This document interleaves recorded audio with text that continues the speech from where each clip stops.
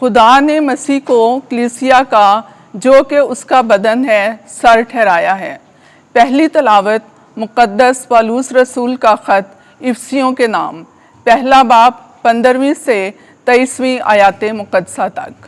اے بھائیو، میں بھی اس ایمان کا جو تم خداوند یسوع پر لاتے ہو اور اس محبت کا جو تم تمام مقدسوں سے رکھتے ہو، حال سن کر اپنی دعاؤں میں تمہیں یاد کر کے تمہاری بابت شکر کرنے سے باز نہیں آتا کہ ہمارے خداوند یسوع مسیح کا خدا جو جلالی باپ ہے تمہیں حکمت اور مکاشفہ کی روح بخشے تاکہ تم اس کو پہچان لو اور تمہارے دل کی آنکھیں روشن ہو جائیں، تاکہ تم سمجھ لو کہ اس کے بلاوے میں کیا ہی امید ہے اور اس کے جلال کی وہ میراث جو مقدسوں کے لیے ہے کیا ہی دولت ہے، اور ہم مومنین کے لیے اس کی بڑی قدرت کیا ہی کمال ہے۔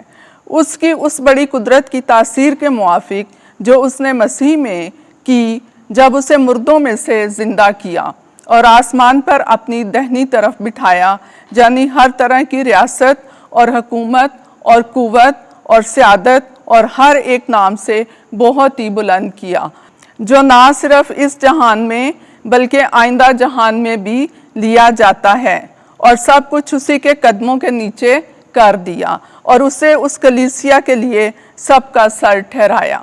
یہ اس کا بدن اور بھرپوری ہے جو سب میں سب کچھ پورا کرتا ہے۔ پاک کلام کے پڑھے اور سنے جانے پر خدا کی برکت ہو۔ زبور 8 جماعتی جواب۔ تو نے اپنے فرزندوں کو اپنے ہاتھ کے کاموں پر اختیار بخشا ہے۔ آئے خداوند ہمارے خداوند، تمام زمین پر تیرا نام کیا ہی عظیم الشان ہے۔ بچوں اور شیر خواروں کے ہونٹوں سے تیری عظمت کی حمد افلاک سے بلند تر ہوتی ہے۔ جماعتی جواب۔ تو نے اپنے فرزندوں کو اپنے ہاتھ کے کاموں پر اختیار بخشا ہے۔ جب میں تیرے افلاک کو دیکھتا ہوں جو تیری دستکاری ہیں، اور چاند اور ستاروں کو جن کو تو نے قیام بخشا ہے، تو انسان کیا ہے کہ تو اسے یاد فرمائے، یا آدم زاد کیا ہے کہ تو اس کی خبر گیری کرے۔ جماعتی جواب۔ تو نے اپنے فرزندوں کو اپنے ہاتھوں کے کاموں پر اختیار بخشا ہے۔ تو نے اسے فرشتوں سے کچھ ہی کم تر بنایا ہے، اور شان اور شوکت کا تاج اس پر رکھا ہے۔ تو نے اس کو اپنے ہاتھوں کے کاموں پر اختیار بخشا ہے۔ تو نے تمام چیزیں اس کے قدموں کے نیچے کر دی ہیں۔ جماعتی جواب۔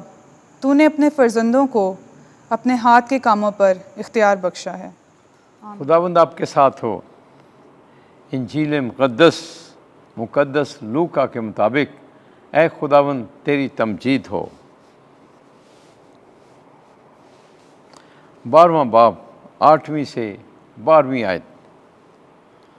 جب وہ وقت آئے گا تو روح القدس تمہیں سکھائے گا کہ تمہیں کیا کہنا ہے۔ ایک دن یسوع نے اپنے شاگردوں سے کہا، میں تم سے کہتا ہوں کہ جو کوئی آدمیوں کے آگے میرا اقرار کرے، ابن انسان بھی خدا کے فرشتوں کے آگے اس کا اقرار کرے گا۔ مگر جو آدمیوں کے آگے میرا انکار کرے، خدا کے فرشتوں کے آگے اس کا انکار کیا جائے گا۔ اور جو کوئی ابن انسان کے خلاف کوئی بات کہے، اس کو معاف کیا جائے گا، مگر جو روح القدس کے حق میں کفر کہے، اس کو معاف نہیں کیا جائے گا۔ جب بھی لوگ تم کو عبادت خانوں میں اور حاکموں اور اختیار والوں کے پاس لے جائیں تو فکر نہ کرو کہ ہم کس طرح یا کیا جواب دیں یا کیا کہیں، کیونکہ روح القدس اسی گھڑی تمہیں سکھائے گا کہ کیا کہنا چاہیے۔